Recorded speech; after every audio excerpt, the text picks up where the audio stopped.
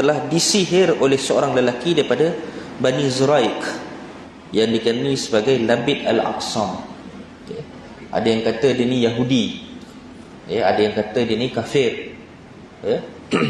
Antara kesan sihir itu, maka terhayallah kepada Rasulullah SAW, iaitu melakukan sesuatu sedangkan ia tidak melakukannya pun, sehingga pada satu hari ketika Nabi bersamaku, iaitu bersama Aisyah lah, ia berdoa kepada Allah dan berdoa. Kemudian ia berkata, wahai Aisyah, apakah kamu sedar bahawasanya Allah Ta'ala telah memberi jawapan kepadaku bagi satu urusan yang mana aku telah memohon dahulu daripadanya.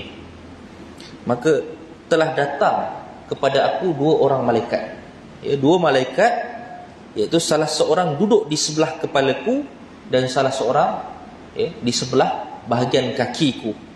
Lalu salah seorang berkata kepada sahabatnya seorang lagi, apakah penyakit yang dikena kepada lelaki yang mulia ini?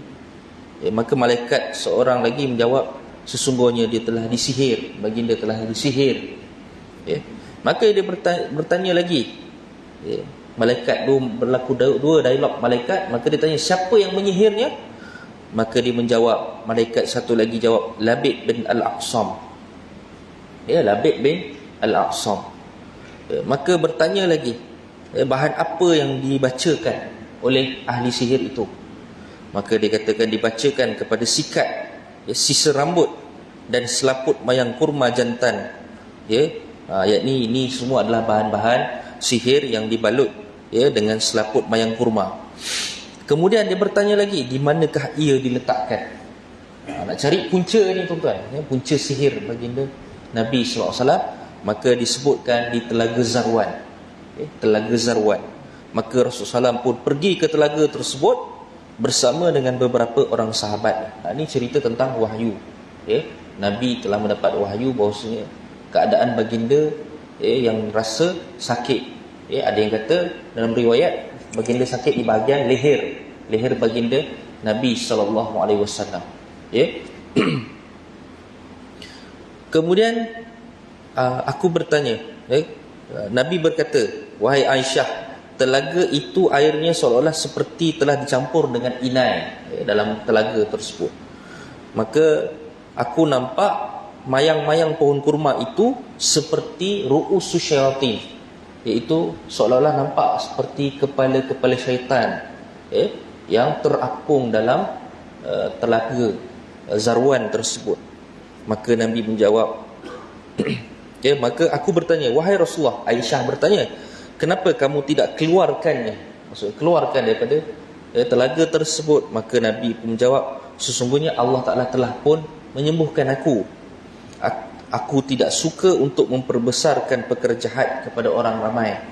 Lalu Nabi perintahkan supaya akhir sekali telaga itu pun ditimbus. Ini cerita panjang. Hadis ni cerita tentang apa tuan-tuan? Pertama, memang wujudnya sihir secara realiti. Maka kata Syekh Qadhi Iyad, sihir juga termasuk jenis penyakit. Maka sebab itu sihir juga harus tertimpa kepada baginda Nabi SAW.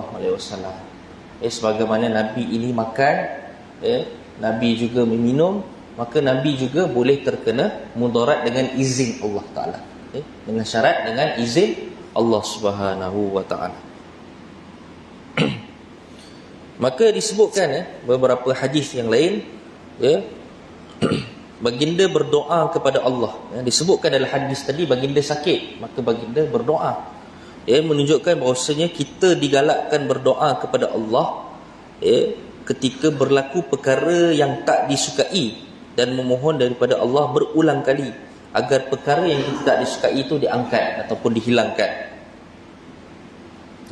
Maka dalam hadis yang kita baca tadi menunjukkan apa? Pertama, Nabi telah melakukan dua pendekatan, iaitu pertama, pendekatan berserah tawakal kepada Allah. Nabi berserah. Kalau kita nak kata siapakah insan yang paling kuat tawakalnya, maka kita akan sebut baginda Nabi SAW. Dan kita tahu Nabi SAW ni Allah Ta'ala jaga kan. Allah ya'simuka minan nas. Allah Ta'ala sebut, sesungguhnya dalam surah Al-Ma'idah Allah Ta'ala kata, Allah Ta'ala pelihara engkau daripada gangguan manusia. Tapi dalam hadis kita tengok bagaimana ketika Nabi SAW berperang, Nabi tetap pakai baju besi sehingga 2 lapis, dalam Syama'il Muhammadiyah cerita. Ini menunjukkan apa? Nabi juga mengambil asbab. Mengambil asbab. Di samping Nabi juga bertawakal. Di samping itu Nabi juga berjihad ke jalan Allah Ta'ala, dengan mengambil kira asbab.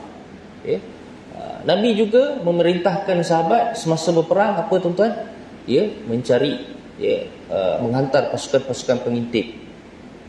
Antaranya kalau dalam operasi Badar, baginda lancarkan beberapa pasukan untuk tengok berapa ekor unta yang dibawa oleh rombongan-rombongan yang datang. Maka kat situ mereka boleh tengok berapa jumlah manusia yang akan datang, musuh Islam yang datang daripada pihak Madinah. Itu hebatnya tuan-tuan. Maksudnya Nabi ni adalah seorang strategis. Walaupun kita tahu Nabi ni Allah Ta'ala dah jaga dah. Makna kata kita ni terlebih utamalah kena mengambil ilmu sebab ni tuan-tuan, ilmu asbab ni. Di samping itu memang kita perlu bertawakal dan berikhtiar. Ada juga sebahagian riwayat mendapati dalam bungkusan sihir itu terdapat tali-tali yang disimpul. Maka apabila dibaca Al-Mu'awwizatain. Apa Al-Mu'awwizatain tuan-tuan? 2 surah. Surah Al-Falaq dan surah An-Nas. Menunjukkan bungkusan tadi sememangnya dibuka. Makna kata terungkailah simpulan sihir tadi. Dan kita tengok ada juga diceritakan dalam hadis tadi beberapa orang yang sahabat yang turut terkena racun, memakan hidangan yang disediakan oleh Labid Al-A'sam ini. Dan kita tahu kisah tersebut, sehingga kan ada beberapa sahabat yang meninggal dunia, syahid.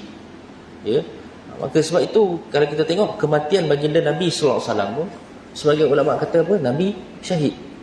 Kerana kesan-kesan daripada racun tu yang telah dikenakan kepada baginda itu masih wujud lagi setelah beberapa hari. Maksudnya Nabi Allah Ta'ala panjangkan umurnya, sehinggalah Allah, baginda Nabi SAW memilih Allah. Walaupun diberi pilihan sama ada untuk terus berada di muka bumi atau bertemu dengan Allah, maka baginda kata Allahumma rafiqul a'la. Allah Ta'ala sebaik-baik teman yang paling mulia dan paling tinggi. Allahumma rafiqul a'la. Jadi itu respon baginda Nabi Muhammad bila mana bertemu dengan Allah. Bila ada pilihan, maka baginda akan memilih pertemuan dengan Allah Subhanahu Wa Taala. Berbeza dengan orang yang cintakan dunia. Dan Allah Ta'ala rakamkan dalam Al-Quran. Tadi Tuan Imam tadi pun baca ayat tu kan. Wala tajidannahu ahrasan nas ala hayati wa minal ladzina asyraku yawaddu ahaduhum law yu'ammaru alfa sanah wa ma huwa bimuzahzihi minal azabi ayu ammar.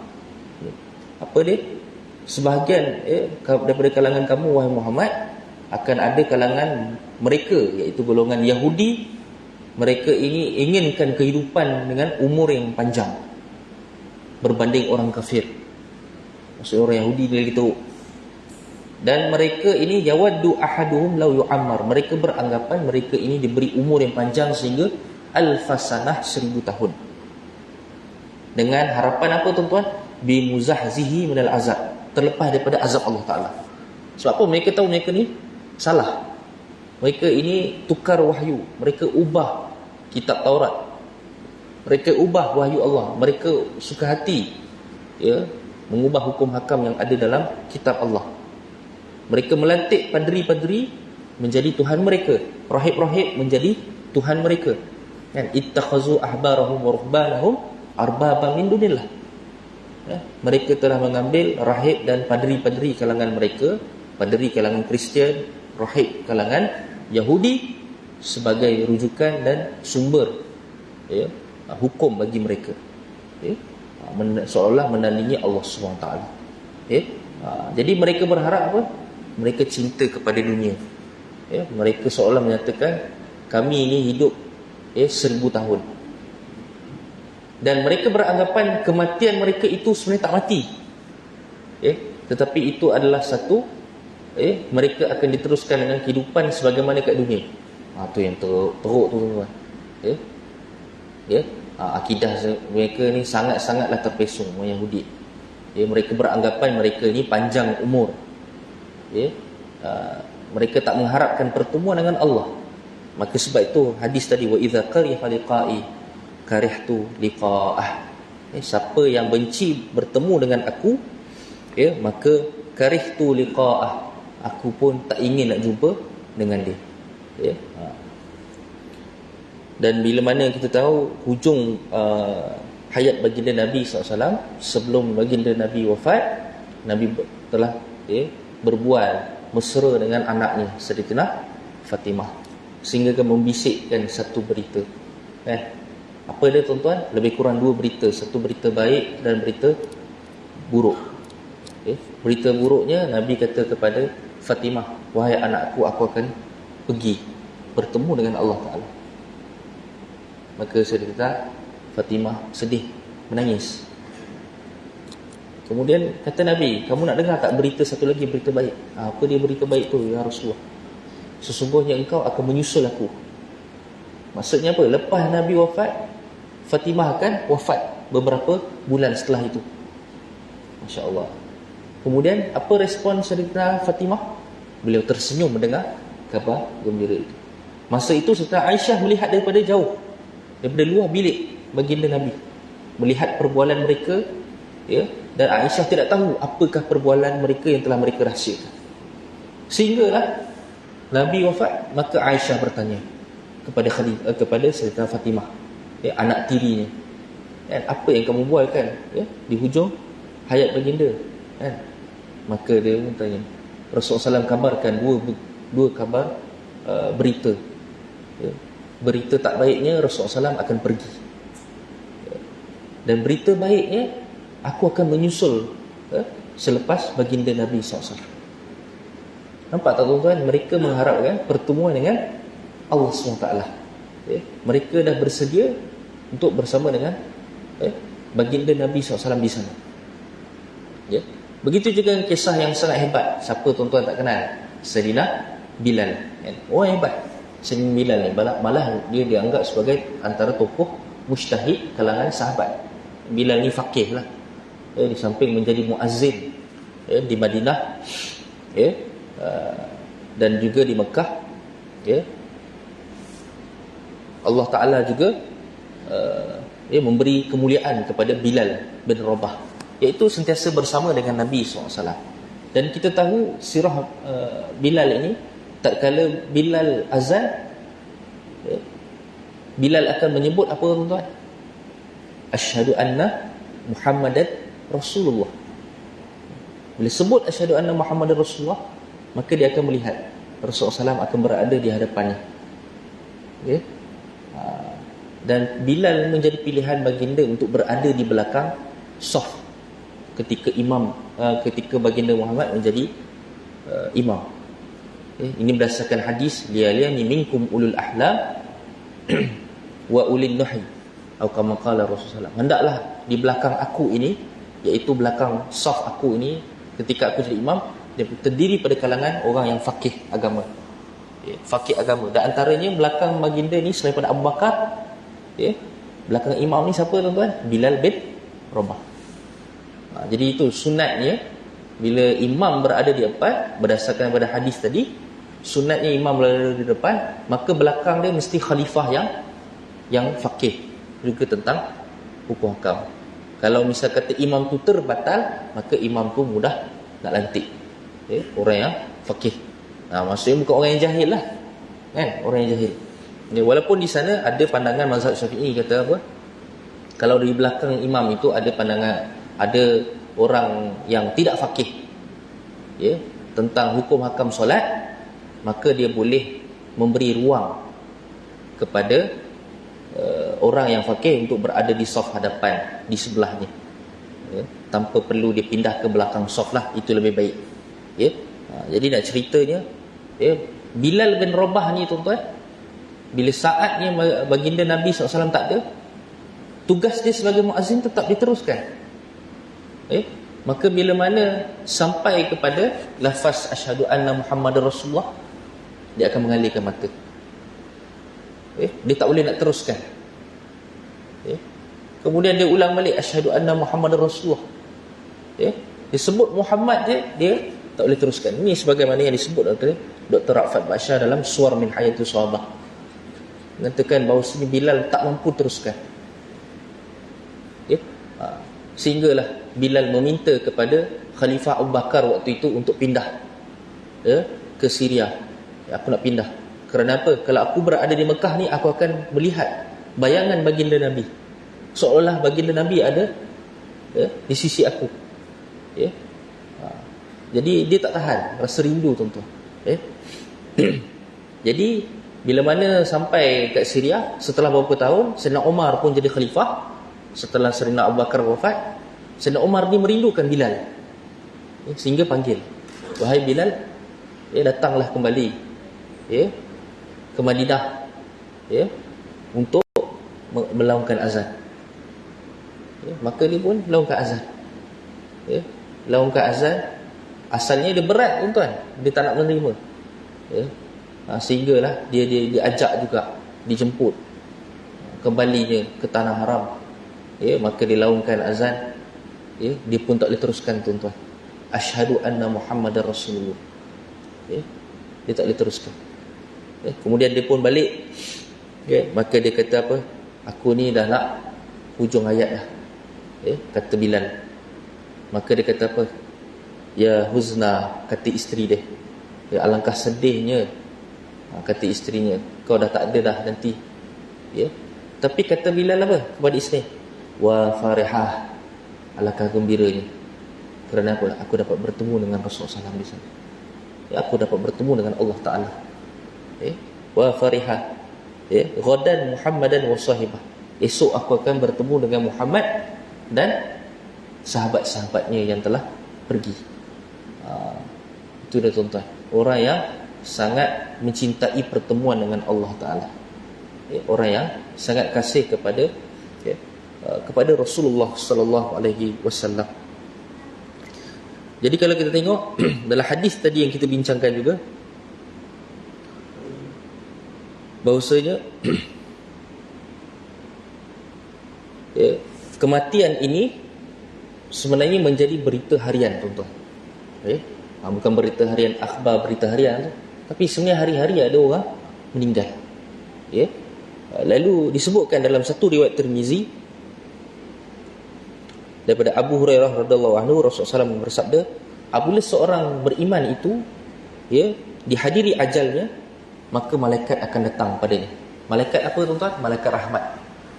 Dia akan datang dengan sehelai sutera putih. Sutera putih. Kita tahu tuan-tuan, lelaki ni tak haram pakai sutera, betul tak? Pakai sutera. Tapi esok semasa kita bertemu dengan Allah Ta'ala nanti, menjelang ajal kita, kalau direzekikan bertemu dengan malaikat rahmat, akan membawa sehelai kain sutera yang putih. Kemudian kata apa? Mereka berkata, kata malaikat itu, keluarlah wahai roh dengan hati yang puas lagi diridai. Ya ayyuhan nafsul mutmainnah, irji'i ila rabbiki radiyatan mardiyah. Itu selalu talqin yang dibaca oleh imam tuan-tuan, kan? Kadang-kadang tahlil, ada juga diselang-seli dengan doa tersebut ataupun ayat tersebut. Kemudian disebutkan, marilah menuju nikmat Allah, maka wewangian yang ada pada roh itu, dalam hadis itu Nabi kata lebih wangi daripada haruman kasturi. Roh yang baik ni lebih wangi daripada haruman kasturi. Boleh bayangkan tuan-tuan, bagaimana pertemuan kita dengan Allah Ta'ala esok. Andai kita direzekikan oleh malaikat, malaikat akan sambut kita tuan-tuan dengan kain sutera putih, sambil menyebut ya ayyatuhan nafsul mutmainnah, wahai jiwa yang tenang, yang diredai oleh Allah Ta'ala, irji'i ila rabbika radiyatan mardiyah, pulanglah kamu kepada Allah Ta'ala, kepada Tuhanmu, dalam keadaan kamu puas, dalam keadaan kamu diredai oleh Allah Ta'ala. Maka disebutkan dalam hadis tadi, malaikat semua akan berebut-rebut menyentuhnya. Menyentuh apa? Menyentuh ruh tu, ruh yang bakal dikeluarkan nanti. Malaikat semua akan berebut, sehingga mereka membawanya ke langit dunia. Langit dunia, tuan-tuan. Kemudian para malaikat kata apa? Semua malaikat yang makhluk-makhluk berada di langit kata apa? Alangkah wanginya, wangian yang berada di sisi kamu. Alangkah wanginya wangian yang berada di sisi kamu. Maka roh itu pun dikumpulkan bersama dengan seluruh roh-roh kaum mukminin. Maka mereka sangat bergembira menyambutnya, melebihi kegembiraan kamu semua apabila berjumpa semula dengan keluarga yang telah lama pergi. Masya Allah. Maksudnya apa ni, tuan-tuan? Hadis ni cerita tentang good ending bagi orang yang benar-benar beriman kepada Allah Ta'ala dan benar-benar mengharapkan pertemuan dengan Allah Ta'ala dalam keadaan yang baik.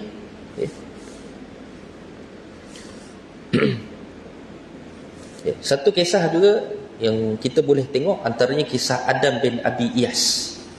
Adam bin Abi Iyas ini guru kepada Imam Bukhari. Guru kepada Imam Bukhari, dalam keadaan dia menjelang nazak dia, sakit dia, tuan-tuan. Diceritakan dia khatamkan Al-Quran di atas katil. Dia cuba khatamkan Al-Quran di atas katil, sambil mengucapkan apa, tuan-tuan? Ya Allah, demi cintaku kepadamu, wahai Allah, berlaku lembutlah kepada rohku, pada saat kematianku nanti. Sejak dahulu lagi aku selalu meminta belas ihsanmu untuk hari ini. Maka setelah dia berdoa pada tu, akhir sekali dia lafazkan la ilaha illallah, maka dia bertemu dengan Allah Subhanahu Wa Taala. Ini guru Imam Bukhari rahimahullah taala. Kemudian dalam satu hadis yang menceritakan, seorang mukmin itu seharusnya menjadi sebutan, waja'ali lisana sidqin fil akhir. Doa Nabi Ibrahim, ya Allah, kau jadikanlah waja'ali lisana sidqin fil akhirin, jadikanlah diri kami ini sebutan yang baik-baik kalangan orang yang terkemudian pada kalam ini. Maksudnya apa? Anak cucu kita, kawan-kawan kita, bila mana kita telah pergi, mereka menyebut perkara yang baik-baik saja. Kita kalau boleh tak nak orang sebut benda yang jahat. Arwah tu dulu teruk orang, tak naklah. Kita takut, sampai satu tahap kita takut orang berasa aman dengan kematian kita. Itu kita lagi takut, tuan-tuan. Sehingga kan diceritakan dalam satu hadis, marra alaihi bi janazah anna Rasulullah, satu hari baginda Nabi berlalu satu jenazah. Maka Nabi sebut mustarihun wa mustarahun min.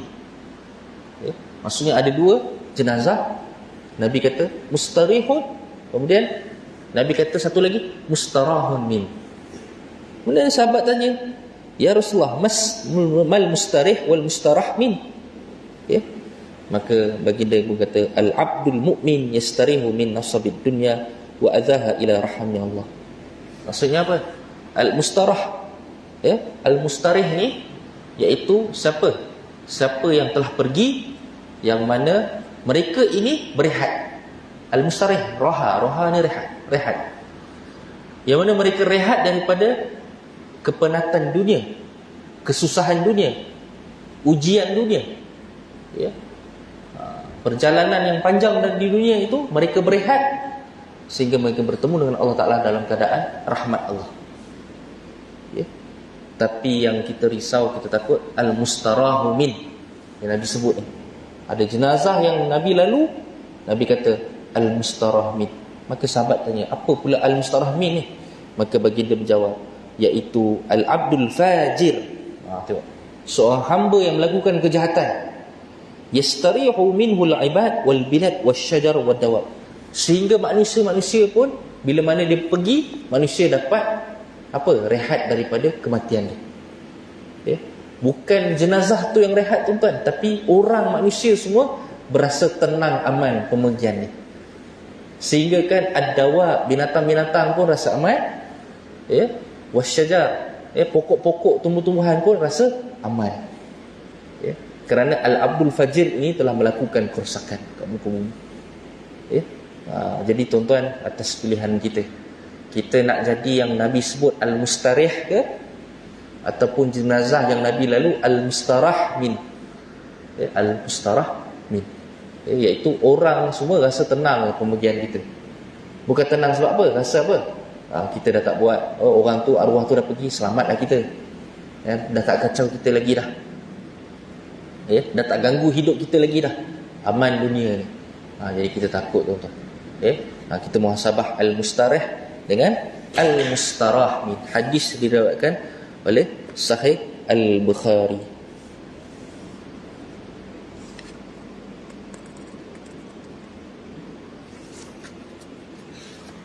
Dan kita sambung hadis yang ke-15. Hadis ke-15 ni panjang, mungkin saya baca separuh saja. An Abi Dzar Al-Ghifari radhiyallahu anhu, anin Nabi sallallahu alaihi wasallam fima yarwihi an rabbih azza wa jal, annahu qala ya ibadi inni haramtu zulma ala nafsi wa ja'altuhu bainakum muharraman fala tadhalamu ya ibadi kullukum dal illa man hadaituhu fastahduni ahdikum ya ibadi kullukum ja'i' illa man at'amtuhu fastat'imuni at'imkum ya ibadi kullukum 'ar illa man kasawtuhu fastaksuni aksukum ya ibadi innakum tukhti'una bil-laili wan-nahar wa ana aghfiru dzunuba jami'a fastaghfiruni aghfiru lakum ya ibadi innakum lan tablughu darri fatadurruni wa lan tablughu naf'i wa tanfa'uni. Saya baca separuh dulu tuan-tuan. Daripada Abu Dzar Al-Ghifari, semoga Allah Ta'ala meridai daripada Nabi SAW, bersabda bahawasanya Allah Ta'ala telah berfirman, wahai hambaku, sesungguhnya aku haramkan kezaliman ke atas diriku dan aku jadikan sifat ini haram di antara kamu, maka janganlah kamu saling menzalim. Ini kita takut. Jangan kita saling menzalimi, iaitu mengambil hak orang lain. Ya, sehingga kan Nabi pun kata apa? La yadkhulul jannah man la ya'man jarahu bi'awaiqihi. Ya, tidak masuk syurga siapa yang mengganggu jirannya dengan mendatangkan gangguan, sebarang gangguan. Maka ulama semasa menyatakan antara bentuk gangguan itu apa tuan-tuan? Mengambil hak parking orang. Ini antara ni. Ya. Parking depan orang tanpa izin. Ataupun apa-apa je lah tuan-tuan, yang mengganggu, menyusahkan jiran tetangga kita. Maka Nabi kata la yadkhulul jannah man la ya'man jarahu biwa'iqihi. Jangan kita ambil hak orang. Allah Ta'ala sendiri kata apa? Inni haramtu zalmi ala nafsi, sedangkan aku mengharamkan kezaliman atas diri aku, atas zat aku. Maka hendaklah waja'altuhu bainakum muharraman, maka hendaklah kamu jadikan kezaliman itu haram kalangan kamu. Jadi itulah tuan-tuan, kita kadang-kadang takut mengambil hak orang lain. Abdullah bin Mubarak, dia pernah pinjam pen ataupun pensel tuan-tuan. Abdullah bin Mubarak ni tokoh tabi'in yang terkenal, muhaddis. Masa tu dia musafir di Mesir, kemudian dia nak balik kepada Syria. Sampai kat Syam je, dia patah balik tuan-tuan, pulangkan pen tersebut kepada orang yang sepatutnya. Dalam hadis yang lain juga ada cerita seorang manusia, dia masuk neraka lama, diazab sehinggalah dia bertemu, sehinggalah ada orang manusia di bumi waktu itu mimpi bertemu dengan roh dia. Maka dia tanya, bagaimana keadaanmu wahai kawanku? Maka dia kata, aku diazab. Maka kenapa kamu diazab? Kerana aku mengambil sepotong kayu yang aku cabut di rumah. maka aku mohon kepada engkau, tolong tolong tanya semula kepada tuan rumah, nyatakan bahawasanya aku mohon maaf dan keizinan aku telah mengambil satu ranting pokok hanya untuk cungkil gigi aku saja. Tuan-tuan, cungkil gigi je tuan-tuan. Dia petik je kayu daripada rumah, pohon pokok di satu rumah, kawasan rumah, tapi dah diazab lama oleh Allah Ta'ala. Maka sahabat tadi yang bermimpi pun bertemu dengan si fulan tadi, tuan rumah tadi, supaya maaf dan memberi keizinan kepadanya. Maka dia pun maafkan. Kemudian bertemu lagi dalam mimpi yang seterusnya, maka dia katakan, alhamdulillah, aku keadaan yang baik, setelah mana sebelum ini aku diazab kerana sepotong kayu tu. Bayangkan kalau banyak kayu yang diambil, kayu balak ke, tanah ke, macam mana tuan-tuan bentuk sesaan tu kalau kita merampas tanah orang. Itu baru cerita pasal kayu cungkil gigi tuan-tuan. Masya Allah. Kemudian disebutkan, wahai hamba-Ku, kamu semua tersesat, kata Allah. Kullukum dal illa man hadaituhu fastahduni ahdikum. Kamu semua dalam kesesatan dan akulah yang memberi hidayah. Maka mintalah hidayah kepada aku. Fastahduni ahdikum. Nescaya aku akan banyakkan lagi hidayah kepada kamu, perbanyakkan lagi petunjuk kepada kamu. 17 rakaat tuan-tuan kita sebut ihdinas siratal mustaqim setiap kali kita baca al-Fatihah. Dan kita sentiasa memohon doa dalam solat kita tuan-tuan. Lepas solat pun kita baca al-Fatihah lagi. Ihdinas siratal mustaqim. Kita mohon apa tuan-tuan? Mohon supaya kita ni as-sabat ala-din. Kita sabat dalam agama kita. Kita kukuh, istiqomah dalam agama kita, supaya kita tidak berpaling tadah ke agama lain, tuan-tuan.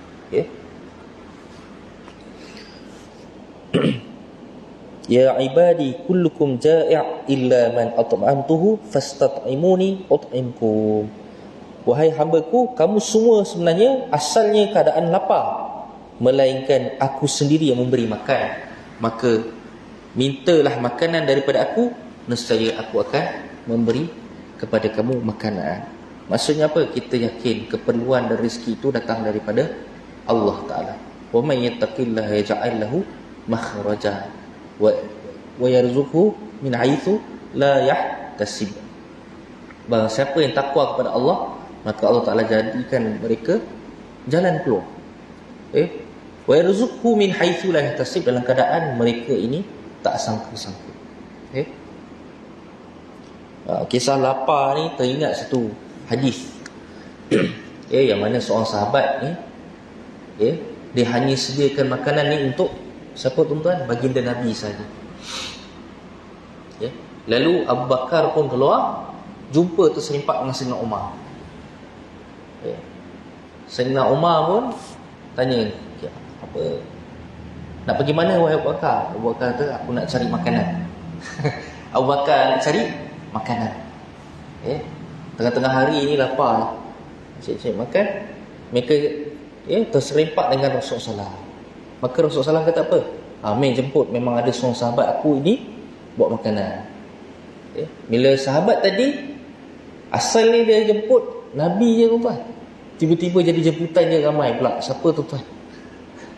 Abu Bakar dengan Umar. Hebat. Jadi dia dah pening kepala, macam mana ni, kan? Cakap kat isteri kan, kita ni ada stok kambing hanya untuk Nabi je. Ni tiba-tiba Nabi ajak Sayyidina Umar, Sayyidina Abu Bakar. Maka dengan berkat Nabi tuan-tuan, dengan berkat Nabi, al-marqah tu, al-mirqah tu, kuah, dia panggil kuah. Dalam bahasa Arab panggil kuah. Kuah tu jadi banyak, isi pun makin banyak dengan keberkatan Nabi tuan-tuan. Malah Nabi ajak sahabat-sahabat lain, jom jemput makan. Siapa yang memberi makan tuan-tuan? Allah Ta'ala. Sampailah Nabi, sampailah Sayyidina Umar buat satu dialog yang sangat sedih tuan-tuan. Dia tanya, wahai Nabi, kita tengok ya, Parsi dengan Rom ni kaya kan, sedangkan kita ni dalam keadaan begini ya, dalam keadaan kita serba-serbi cukup ya, dalam keadaan kita menanggung beban dakwah ya, menanggung agama Allah Ta'ala ni ya. Tapi kenapa mereka kaya ya Allah, ya Rasulullah, sedangkan kita dalam keadaan serba-serbi saja. Maka Nabi pun cakap, wahai Umar, nikmat yang serba-serbi ni pun akan ditanya oleh Allah Ta'ala. Nikmat yang ada kecil ni pun esok Allah Ta'ala tanya. Ya. Wa amma bi ni'mati rabbika fahaddits.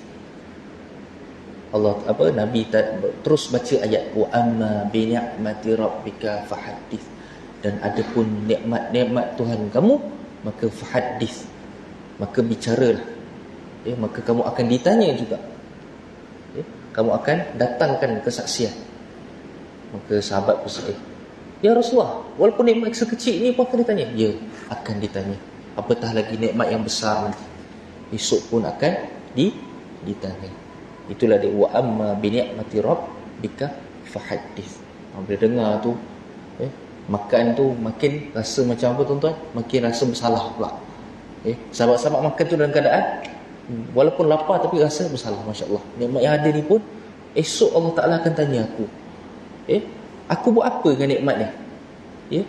Nikmat yang ada kan, tenaga yang Allah Ta'ala beri kepada aku setelah aku makan ni, untuk apa aku buat?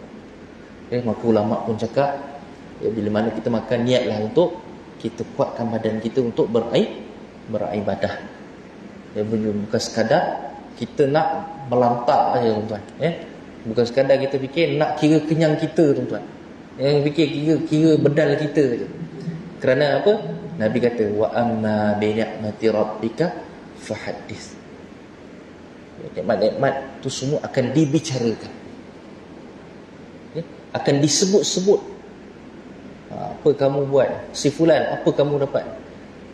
Apa kamu guna nikmat yang ada? Sebab tu hadis yang famous tuan-tuan, Imam Tirmizi sebut, la tazula qadama 'abdin hatta yus'al an arba'i hisal. Tidak berganjak seorang itu di hari kiamat kelak, melainkan akan disoal 4 perkara. Yang pertama, an umurihi fima aflah, tentang umurnya, bagaimana dihabiskan umurnya. An syababi fima ablah, tentang zaman muda dia buat apa zaman muda dia. Adakah dia buat untuk untuk berfoya-foya saja kan zaman muda, ataupun dia fikir tentang Islam, dia fikir untuk dakwah agama Allah Ta'ala. Kemudian Allah tanya an malih min aina tasabbu fima anfaqahu. Allah Ta'ala tanya tentang hartanya, di mana sumber dia dapat.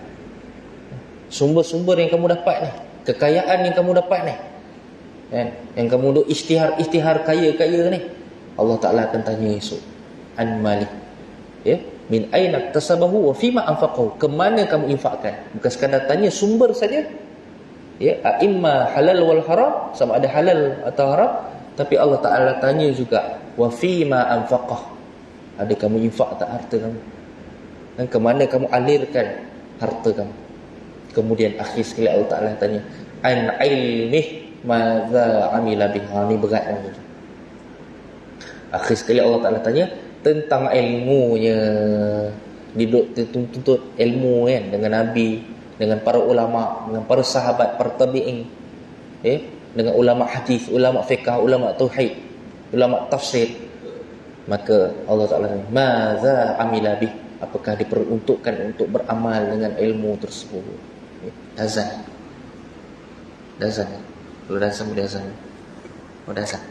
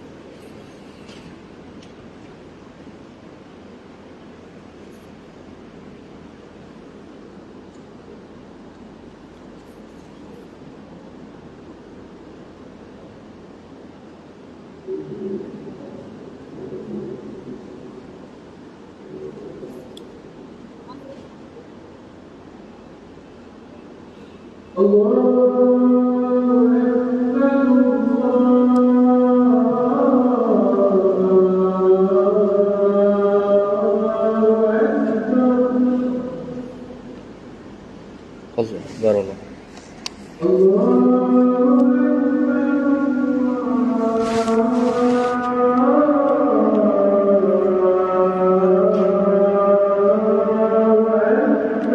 Allah barakallah.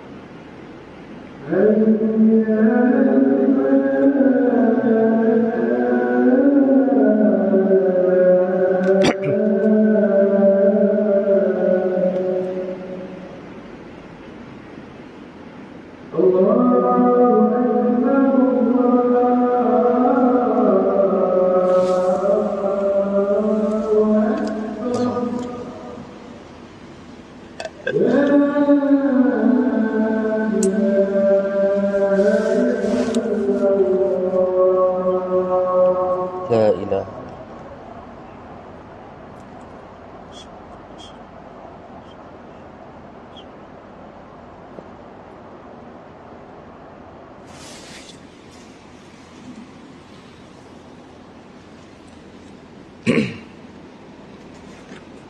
Dan Allah Ta'ala berfirman, wahai hamba-Ku, kamu semua dalam keadaan tidak berpakaian sebenarnya, melainkan yang Aku telah memberikan pakaian kepada kamu.